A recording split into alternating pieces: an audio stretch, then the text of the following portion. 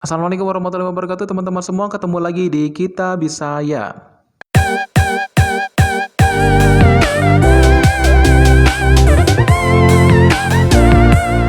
Baik teman-teman semua, gimana kabarnya hari ini? Alhamdulillah sehat ya.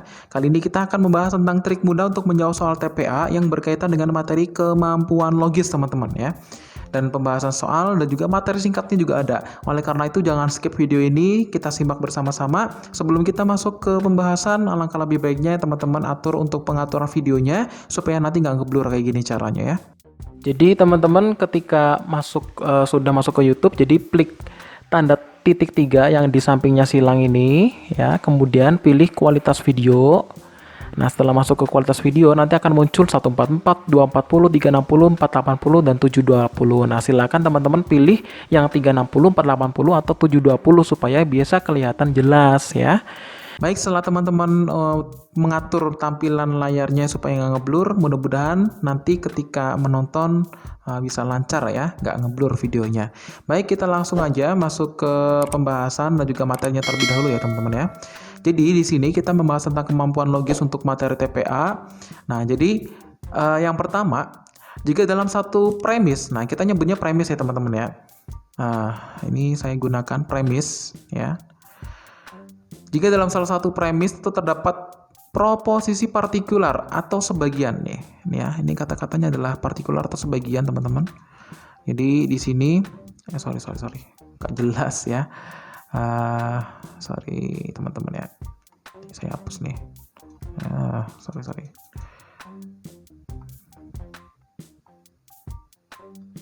Nah, jadi partikular itu artinya adalah sebagian teman-teman. Jadi sebagian. Nah, oke. Maka kesimpulan juga merupakan proposisi partikular, sebagian juga, ya, bagian lah atau sebagian. Nah, contohnya gini teman-teman. Premis mayornya yang pertama adalah semua perilaku. Nah, ini ada kata-kata semua, ya kan? Ada kata-kata semua.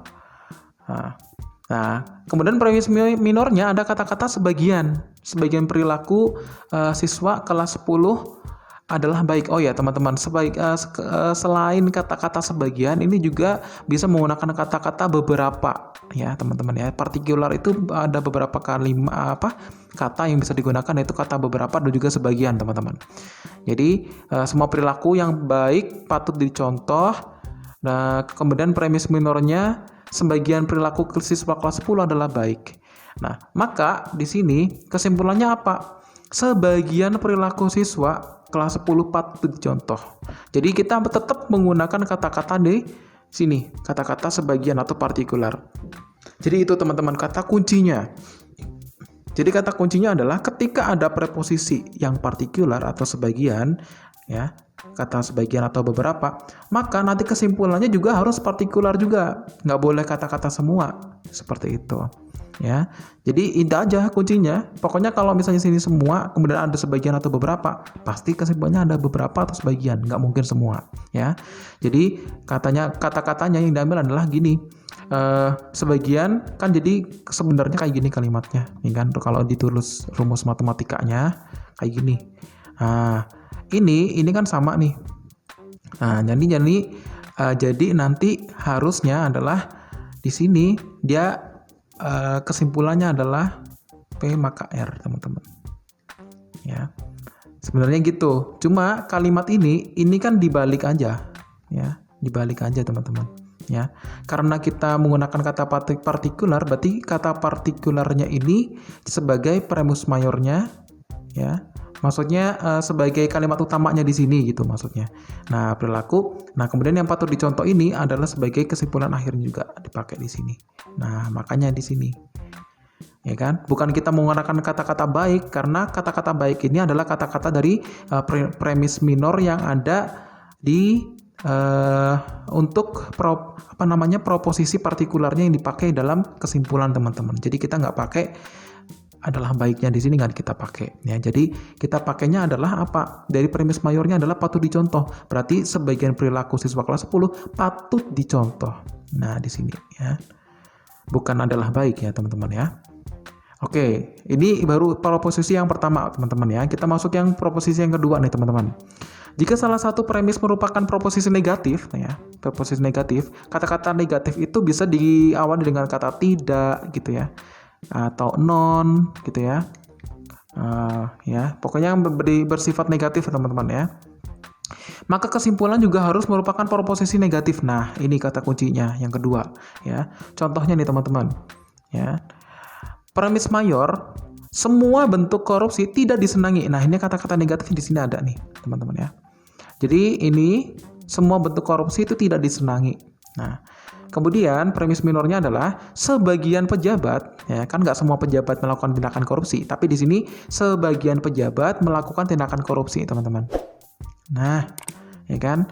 Nah, berarti kesimpulannya teman-teman, kata kuncinya adalah ini ya, ketika menggunakan proposisi negatif, maka kesimpulannya harus negatif. Maka, ingat, dengan yang proposisi yang pertama atau premis yang pertama ini dipakai, ya kan? Karena ada kata-kata semua, ada kata-kata sebagian. Tetap kata-kata partikular yang dipakai, ya teman-teman ya. Pokoknya kuncinya ini jangan sampai ketinggalan. Nah, kemudian karena ada kata-kata negatif, berarti kata-kata negatif ini tetap dipakai, teman-teman. Nah, itu aja. Ya, jadi di sini adalah tidak disenangi, ya. Jadi sebagian pejabat tidak disenangi. Kan secara logika seperti itu. Nggak semua pejabat itu kalau yang korupsi, ya kan disenangi. Tapi ada juga bukan analogi yang bagus juga sih ya. Jadi ikutin aja dah. Sebagian pejabat melakukan tindakan korupsi, ya. Berarti artinya sebagian pejabat tidak disenangi. Karena apa? Karena tindakan korupsi tersebut. Nah, gitu teman-teman ya. Kenapa ya? Jadi jawabannya kenapa kita harus menggunakan kata-kata sebagian? Karena kalau misalnya kita menggunakan kata-kata semua, nah berarti kalau misalnya semua pejabat korupsi, nggak mungkin kan semua pejabat korupsi. Ada beberapa pejabat yang memang tidak korupsi, teman-teman ya. Secara logika kan juga gitu. Ya, jadi jawaban yang kedua, ketika ada kalimat ini ya, ketika ada kata-kata sebagian, berarti sebagiannya dipakai. Kalau kata-kata negatif, berarti itu juga dipakai. Udah itu aja kunci-kuncinya. Kita masuk ke yang ketiga nih, teman-teman ya. Jika kedua premis merupakan proposisi partikular nih, berarti keduanya ya. Kalau tadi kan ini semua, ini sebagian. Tapi kalau ini kedua-duanya, mau baik mayor maupun minor, ya, itu adalah proposisi partikular semua, ya. Berarti kesimpulannya gimana? Maka kesimpulan yang diambil adalah tidak sah, teman-teman. Ya. Karena tidak sah, kenapa tidak sah? Karena memang kebenarannya tidak pasti. Ya, contoh nih teman-teman ya. Jadi kita ambil contohnya, misalnya gini, premis mayornya adalah sebagian siswa berangkat study tour ke Jakarta. Ya, sebagian siswa di sini, sebagian. Kemudian minornya adalah sebagian siswa SMP A berangkat study tour. Nah, apakah sebagian siswa SMP A juga ke Jakarta? Kan belum tentu. Dia bisa pergi ke Jogja, ya kan? Dia bisa pergi ke mana tuh? Ke Malang, ya kan? Bisa pergi ke Surabaya dan lain-lain, gitu. Jadi ini nggak bisa diambil kesimpulan, ya. Jadi karena apa? Di sini kalau misalnya partikular, ini juga partikular, berarti tidak akan ada jawaban atau tidak sah jawabannya karena kebenarannya nggak pasti, teman-teman ya. Jadi nanti kalau misalnya ada jawaban tidak sah, yaudah ambil aja yang tidak sah ya. Jadi jawabannya, kesimpulannya salah, ibaratnya gitu. Ya, jadi dari 3 ini ya, teman-teman harus perhatikan. Oke, lanjut kita materi ke yang 4, teman-teman ya. Ini materi menarik sebenarnya, teman-teman, gampang tapi kadang kita pusing juga. Ya. Jika kedua premis merupakan proposisi negatif. Nah, ini teman-teman ya. Kalau tadi kan tidak sah. Kalau ini malah nggak ada kesimpulannya sama sekali, gitu ya. Kita nggak bisa ambil kesimpulan, teman-teman, kalau misalnya memang proposisinya negatif, ya. Ini biasanya dipakai untuk SBMPTN, UMPTN juga, SNMPTN juga, ya. Nah, jadi nanti kalau ada premisnya kedua-duanya negatif, maka tidak akan bisa diambil kesimpulan. Ya, contohnya gimana? Contohnya gini, teman-teman. Premis mayornya, tidak ada pahlawan yang korupsi. Tidak ada pahlawan yang korupsi. Kemudian yang kedua adalah Pak Brewok itu bukan pahlawan. Ya kan? Tidak ada pahlawan yang korupsi. Pak Brewok bukan pahlawan. Nggak ada hubungannya, ya kan? Di sini tuh nggak ada hubungannya. Jadi tidak ada pahlawan yang korupsi, ya kan? Kemudian Pak Brewok juga bukan pahlawan. Terus kenapa, gitu kan? Terus gimana? Ini nggak ada jawabannya. Jadi nggak bisa ditarik kesimpulan, teman-teman ya. Karena di sini tidak ada eh, proposisi yang kayak tadi yang di awal ya. Jadi sini karena ini negatif, berarti nggak bisa diambil kesimpulan. Itu kuncinya, gitu aja teman-teman. Jadi jangan dibikin pusing nih, ini nggak, kalau ini nih nggak usah ya. Jadi ini kalau misalnya udah kalimat seperti ini, udah ada kata kuncinya. Kalau matematika kan udah pasti ini secara logika, ya kan? Jadi yaudah gini aja caranya, gitu. Kemudian yang kelima nih, jika salah satu premis adalah salah satu partikular, nah ini ya, salah satu premis itu adalah proposisinya partikular, kemudian premis yang lain adalah proposisi negatif, nah ya, partikular, kemudian ketemu premis negatif, nah maka tidak dapat ditarik kesimpulan. Berarti mirip kayak yang 4 nih teman-teman ya. Contohnya gimana? Contohnya gini, sebagian toko buka pukul 10, ya kan? Sebagian toko nih. Kemudian premis minornya adalah bangunan A tidak buka pada pukul 10. Ya. Sebagian toko buka pukul 10. Bangunan A tidak buka pukul 10. Nah, terus ngapain gitu kan diambil? Ya kan? Kan otomatis bangunan A nggak masuk ke sebagian toko yang buka, ya kan? Karena dia nggak buka jam 10, dia mungkin bukanya jam 7, ya kan? Jam 8 gitu kan. Berarti kan nggak masuk ke sebagian toko yang buka pukul 10, berarti nggak bisa diambil kesimpulan teman-teman. Jadi namanya kesimpulan itu harus merupakan bagian dari premis mayornya, ya. Jadi ketika premis minor itu masuk ke premis mayor, otomatis dia bisa diambil kesimpulan teman-teman. Tapi kalau kayak gini dia nggak masuk, ya, nggak masuk ke hubungan dari premis mayornya teman-teman. Oke ya, gitu aja ya teman-teman ya. Itu kata kunci yang kelima. Kemudian yang keenam nih teman-teman. Kemudian yang keenam adalah term predikat pada kesimpulan harus konsisten dengan term predikat yang ada pada premis. Jika tidak, kesimpulannya menjadi salah. Nah, ingat ya. Jadi kesimpulannya salah juga bisa. Bukan hanya nggak sah, bukan hanya nggak ada kesimpulannya, tapi kesimpulan itu menjadi salah.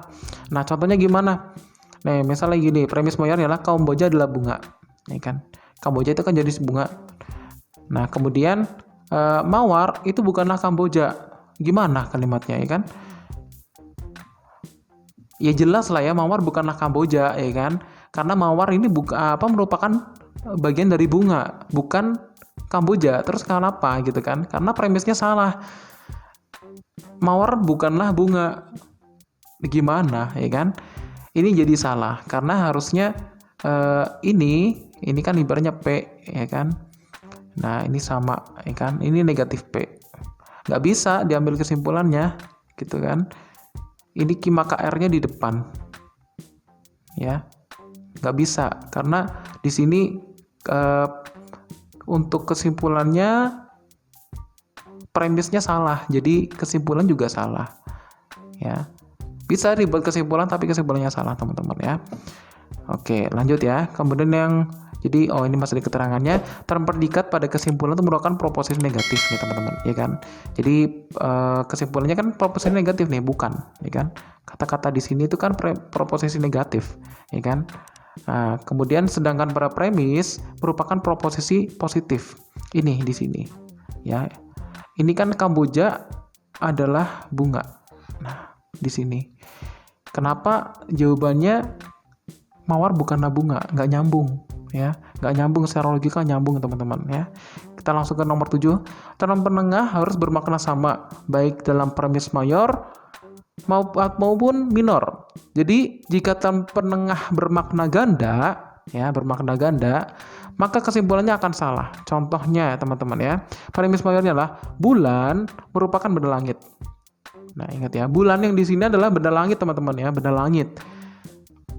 Kemudian premis minor adalah Mei adalah bulan. Memang kata-katanya bulan di sini teman-teman ya, tetapi di sini bulan benda langit nggak ada hubungannya sama bulan kalender, ya kan? Ini kan adalah penanggalan atau kalender, ya kan? Jadi nggak ada hubungannya nih sama ini, ya kan? Bermakna ganda. Nah, kesimpulannya gimana? Kesimpulannya otomatis memang bisa dibuat kesimpulan Mei merupakan benda langit. Dari mana, ya kan? Mei itu kan merupakan penanggalan. Nah, itu ya teman-teman ya. Jadi ada 7 hal yang harus teman-teman pelajari di sini tadi ya. Ada kata-kata kuncinya tadi ya. Oke, kita langsung latihan soal aja daripada lama-lama. Nah, Ingat ya, di sini teman-teman ya. Semua penipu pandai bicara dan ramah. Ya. Kemudian Tuan M tidak ramah tetapi pandai bicara. Berarti kesimpulannya gimana? A. Tuan M merupakan seorang penipu yang pandai bicara. B. Tuan M seorang penipu yang tidak ramah. C. Tuan M merupakan seorang penipu yang pandai bicara dan tidak ramah. D. Tuan M bukan seorang penipu meskipun pandai bicara. Atau yang E. Tuan M bukan seorang penipu yang ramah.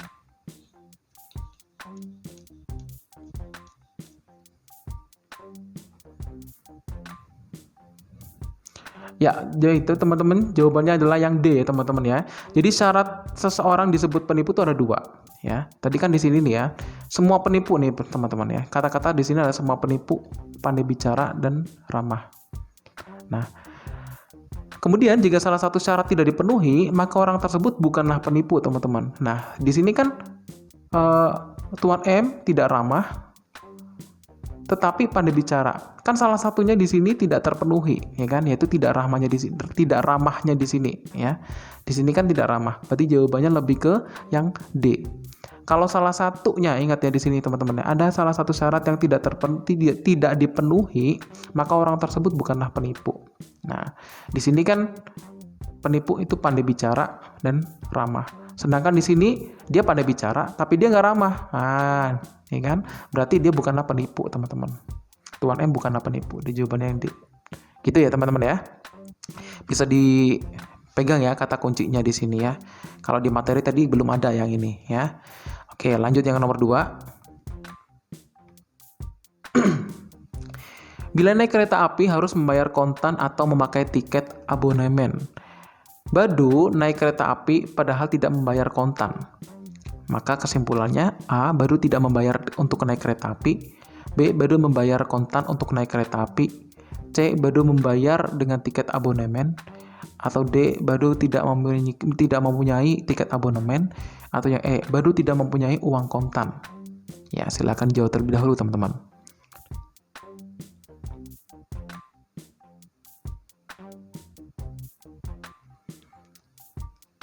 Ya, berarti jawabannya apa ini teman-teman ya? Udah kelihatan banget ya, C. Karena kata-kata di sini, kan kalau misalnya naik kereta api, itu kan bayar kontan bisa, bayar pakai tiket abonemen bisa. Nah, di sini, Badu naik kereta api, tapi dia nggak bayar kontan. Nah, otomatis dia bayarnya pakai apa? Pakai tiket kan? Nah, udah kelihatan ya. Jadi jawabannya adalah yang C. Udah kelihatan banget ini, kalau misalnya nggak dipikir juga bisa. Ya kan? Cuma main logika doang, teman-teman. Ya. Oke ya, teman-teman, mudah-mudahan bisa dipahami di sini. Lanjut ya, nomor 3 teman-teman ya. Kita ada punya 7 soal teman-teman ya. Yang ketiga nih. Korban yang memiliki tabungan kurang dari 3 juta rupiah mendapatkan bantuan dan hadiah. Yusuf menerima bantuan tetapi tidak menerima hadiah. Kesimpulannya gimana? A. Yusuf adalah korban yang tabungannya lebih dari 3 juta rupiah. B. Yusuf adalah korban yang tabungannya kurang dari 3 juta rupiah. C. Yusuf adalah korban yang berhak menerima hadiah. D. Yusuf adalah bukan korban yang berhak menerima hadiah. Atau E. Yusuf adalah korban yang tabungannya 3 juta rupiah. Silakan dijawab terlebih dahulu teman-teman.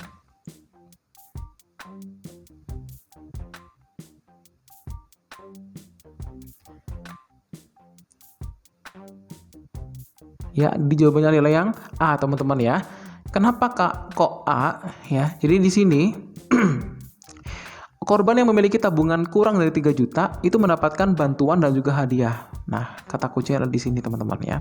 Sedangkan Yusuf itu menerima bantuan tapi tidak menerima hadiah, ya kan? Jadi seseorang yang disebut dengan korban itu yang memiliki tabungan kurang dari 3 juta rupiah itu ada 2. Yang pertama tuh mendapatkan bantuan dan juga hadiah. Jika hanya menerima salah satu, nah teman-teman ya, maka dia bukanlah orang korban yang tabungannya kurang dari 3 juta. Ya. Jadi predikatnya di sini adalah premis ini adalah jumlah tabungan bukan korban, teman-teman. Lebih ke jumlah tabungan. Nah, mana ya? Nah, ini. Premisnya di sini ya. Premisnya lebih di sini, teman-teman. Bukan di bantuan dan hadiah. Jadi premisnya adalah di sini, ini premis mayor ya. Bukan korban, karena apa? Jadi Yusuf tetap merupakan korban, tetapi jumlah tabungannya lebih dari 3 juta.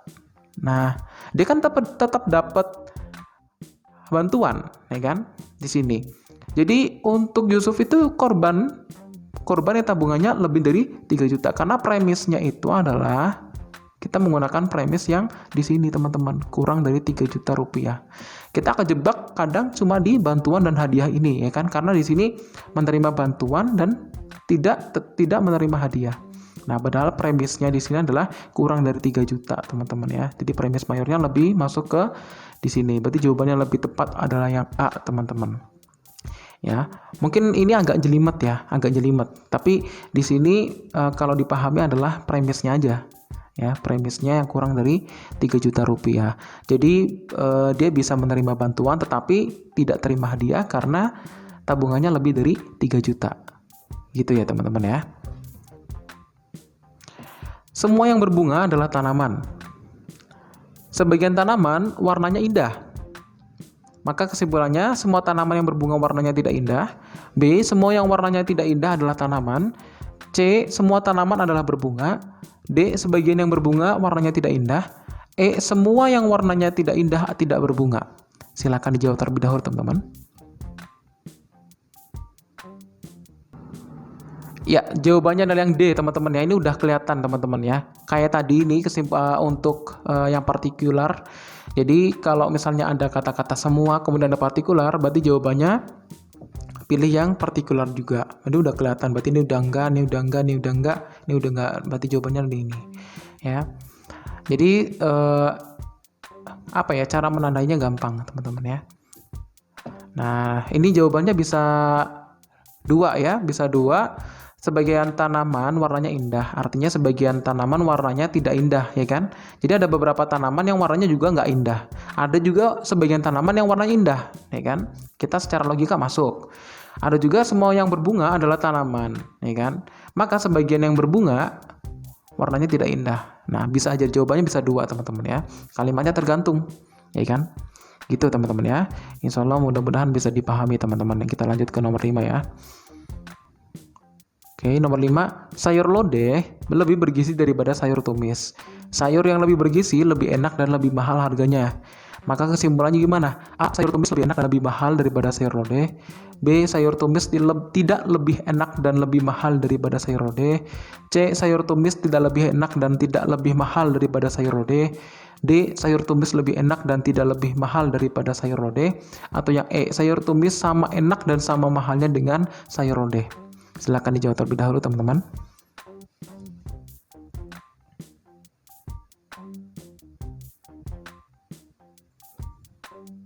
Ya, jawabannya adalah yang C, teman-teman ya. Jadi sayur tumis tidak lebih enak dan tidak lebih mahal daripada sayur lodeh. Kenapa seperti itu? Jawabannya C. Jadi kesimpulannya adalah gini ya.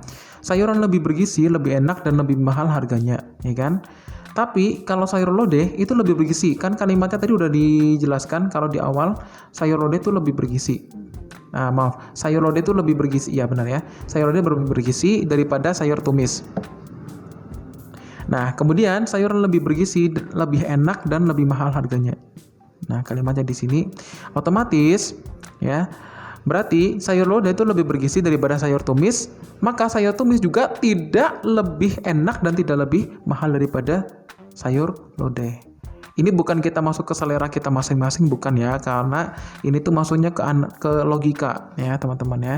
Jadi di sini sayur tumis itu tidak lebih enak dan tidak lebih mahal daripada sayur lodeh. Oke, bisa terima ya. Kita lanjut ke nomor 6, teman-teman. Silakan nanti kalau bingung bisa komen di kolom komentar ya, teman-teman ya. Semua siswa pandai berbahasa Inggris. Siswa yang pandai berbahasa Inggris gemar berdiskusi. Siswa yang gemar berdiskusi tidak pandai berdebat. Nah, ini ada 3 premis, teman-teman ya. Jadi kesimpulannya gimana? A, sebagian siswa tidak pandai berdebat tetapi pandai bahasa Inggris. B, sebagian siswa gemar berdiskusi dan pandai berbahasa Inggris. C, semua siswa pandai berbahasa Inggris tetapi tidak gemar berdiskusi. D, sebagian siswa gemar berdiskusi tetapi tidak pandai berbahasa Inggris dan tidak pandai berdebat. Atau yang E, semua siswa tidak pandai berdebat tetapi pandai bahasa Inggris. Silakan dijawab terlebih dahulu, teman-teman ya.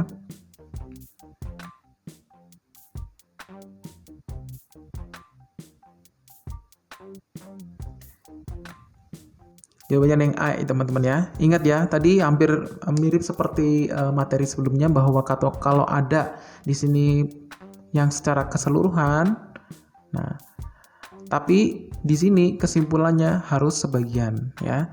Jadi jangan kita masukkan kalau ada kata-kata semua, kita pilih semua juga. Nggak semua siswa ya. Misal ada semua siswa di sini pandai berbahasa Inggris, tetapi pasti ada sebagian siswa yang tidak pandai berbahasa Inggris, teman-teman. Nah, jadi teman-teman, kenapa jawabannya A? Ya, di sini teman-teman, kata-kata semua pada kata semua siswa pandai berbahasa Inggris, berarti dalam satu kelas misalnya 40, ya kan? 40 anak orangnya pandai bahasa Inggris semua, ya kan? Kemudian ada beberapa siswa yang pandai berbahasa Inggris dan gemar berdiskusi, ya kan? Nggak mungkin dong semua orang itu juga gemar berdiskusi, ya kan? Nah, kemudian orang yang gemar berdiskusi ini, bagian orang yang gemar berdiskusi ini adalah orang yang tidak pandai berdebat. Nah, ini udah ketemu di kalimatnya. Jadi kalimatnya kenapa jawabannya A? Jadi semua ketemunya adalah partikular, ya. Jadi kata-kata semua siswa di sini bertemu dengan beberapa anak yang pandai diskusi, ya kan? Tapi ada juga orang yang pandai berdiskusi ini itu nggak pandai berdebat, tidak pandai berdebat. Nah, jadi otomatis di sini adalah yang diambil adalah sebagian siswa tidak pandai berdebat, tapi pintar bahasa Inggris, ya kan? Kalau misalnya orang itu yang nggak pandai debat itu 10 orang, tapi dia kan udah bisa bahasa Inggris semua, ya kan? Karena apa? Di sini premis mayornya adalah 40 siswa ini dimisalkan adalah dia pandai berbahasa Inggris semua, gitu teman-teman ya. Oke, bisa kita lanjut ya teman-teman ya. Kemudian yang nomor 7 teman-teman, semua obat mengandung vitamin, sebagian obat rasanya pahit, ya. Kemudian jawabannya adalah A. Sebagian obat rasanya pahit dan tidak mengandung vitamin. B. Semua obat rasanya pahit dan mengandung vitamin. C. Sebagian obat rasanya tidak pahit dan tetapi mengandung vitamin. D. Sebagian obat rasanya tidak pahit dan tidak mengandung vitamin. Atau yang E. Semua obat rasanya tidak pahit dan tidak mengandung vitamin. Silakan dijawab terlebih dahulu.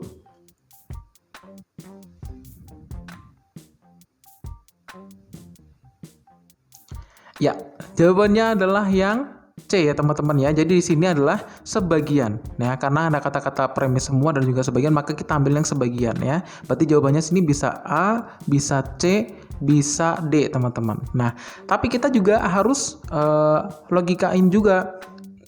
Di sini kan sebagian obat rasanya pahit. Berarti ada juga sebagian obat yang rasanya nggak pahit. Nah, kalau semuanya orang mengandung semua obat ya obatnya kan semua mengandung vitamin, ya kan? Tetapi sebagian obat itu rasanya pahit, berarti ada sebagian yang rasanya tidak pahit. Nah, berarti jawabannya tinggal gabungin aja nih. Ada obat yang sebagian mengandung vitamin dan sebagian tidak pahit. Berarti jawabannya yang C, teman-teman. Gitu teman-teman maksudnya, ya. Oke teman-teman, mungkin itu dulu untuk pembahasan kali ini. Mudah-mudahan bisa dipahami dan bisa diterima ya. Dan ini bisa memudahkan ya dari 7 kunci tadi. Semoga bermanfaat. Silakan share kalau memang video ini bermanfaat, dan kalau masih bingung silakan komen di kolom komentar, nanti bisa kita bantu untuk gimana caranya menjawab soalnya tadi ya dari penjelasannya tadi. Terima kasih, ketemu lagi di video selanjutnya. Assalamualaikum warahmatullahi wabarakatuh.